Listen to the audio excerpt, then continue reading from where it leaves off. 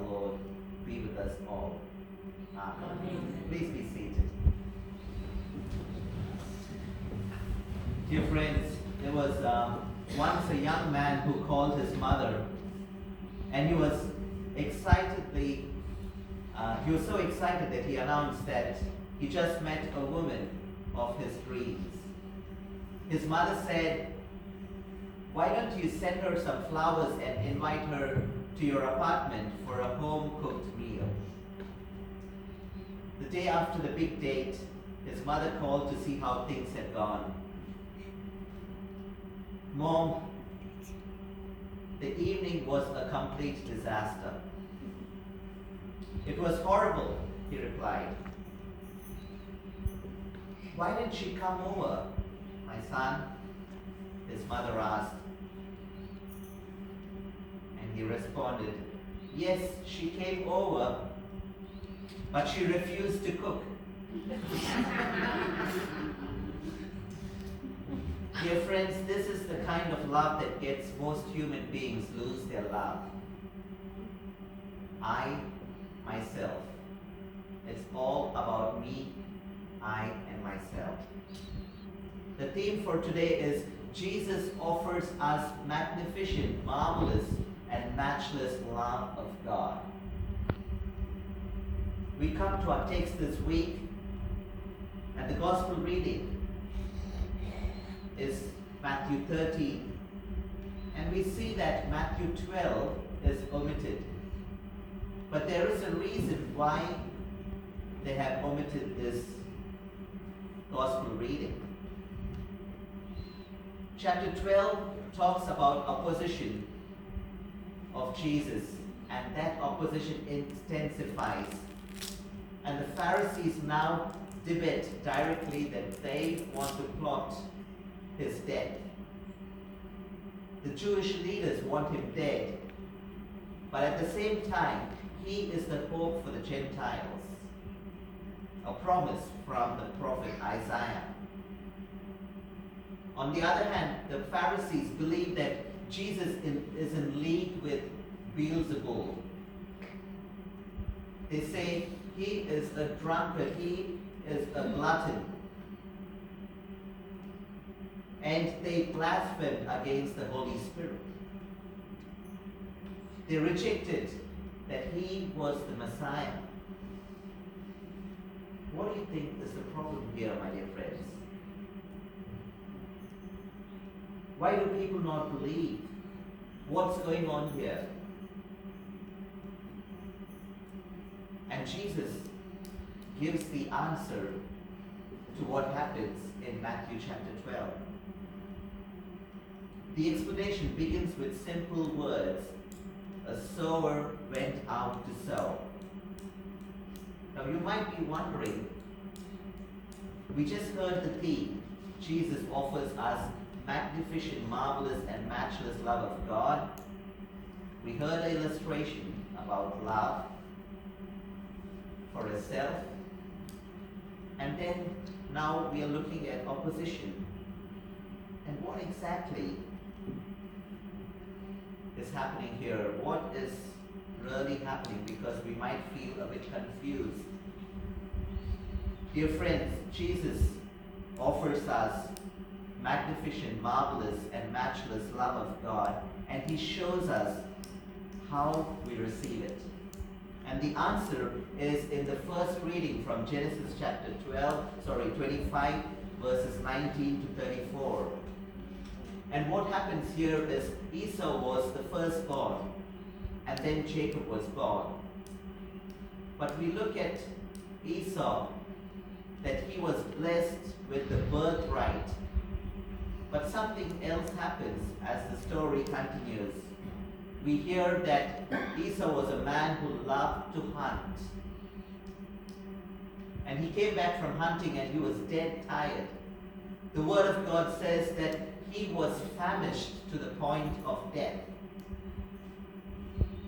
But something even Jesus did when he was tempted in the wilderness.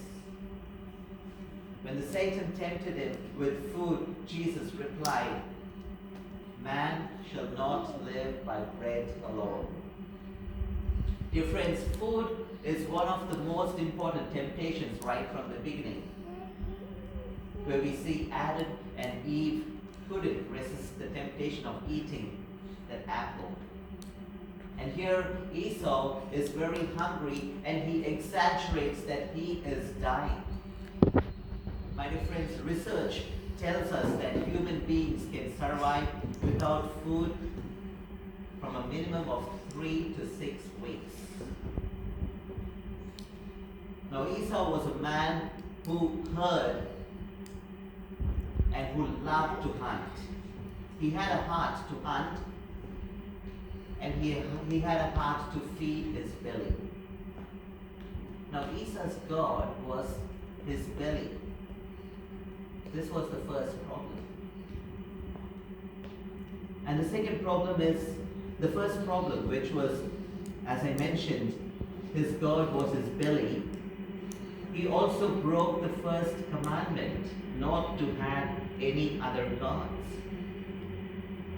And the second was, Esau didn't value the birthright, the gift that he received from God. When he was hungry, he was willing to give away the blessing that he had received from God. If you look at the reading, he says, when Jacob said, "First sell me your birthright," Esau replied, "I am about to die. Of what use is a birthright to me?" There was no God in the picture. He wasn't trusting God at all.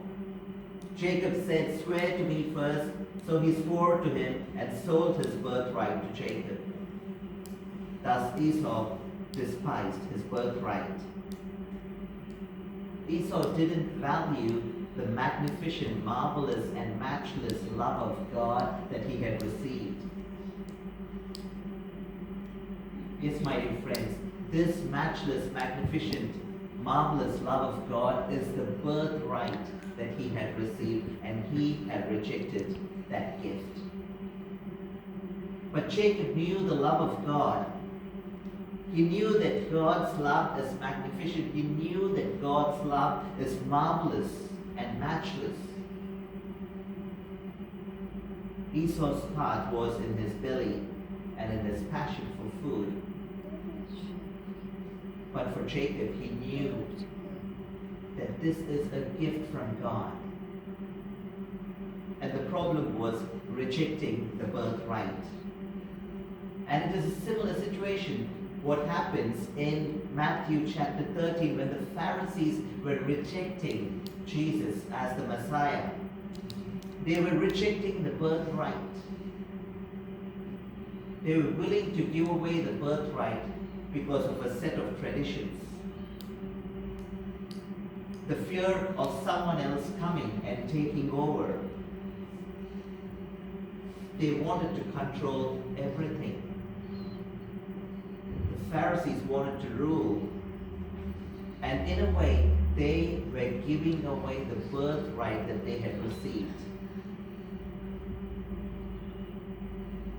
The Word of God says that those who do not use their gifts, if they do not use it, it will be taken away and given to someone else.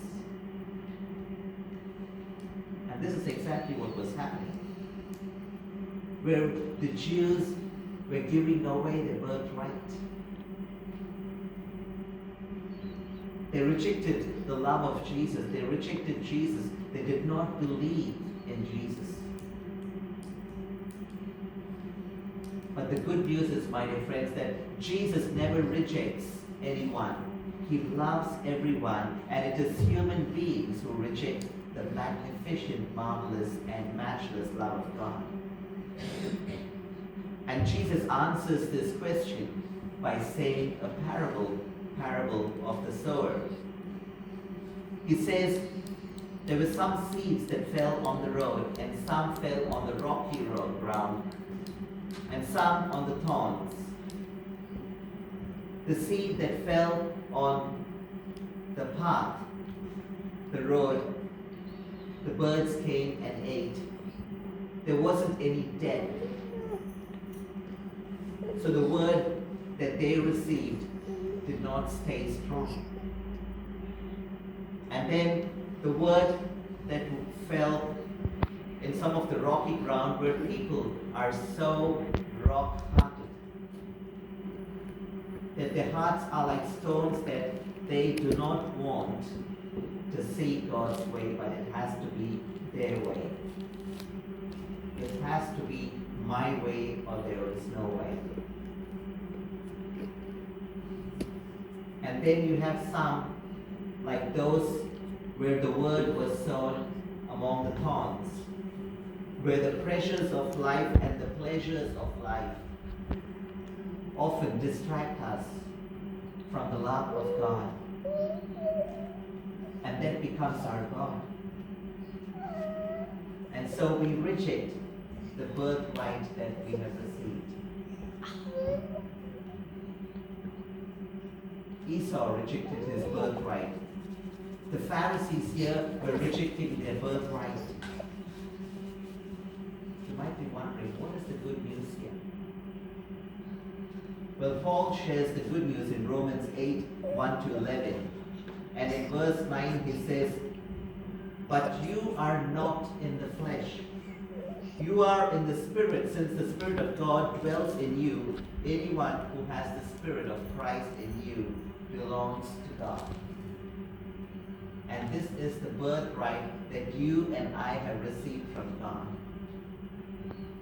This is the birthright that Jesus offers to us when he died on the cross.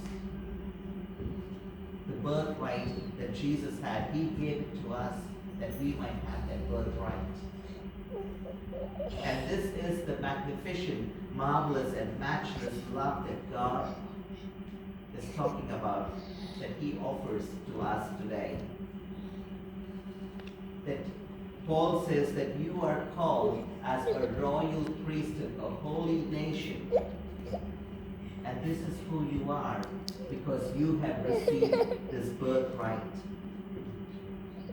The Word of God reminds us that Jesus dwells in us so that we may know that we belong to God, that we have this birthright, that we are in this good soil, that we may be blessed 100-fold, 60-fold, and 30-fold.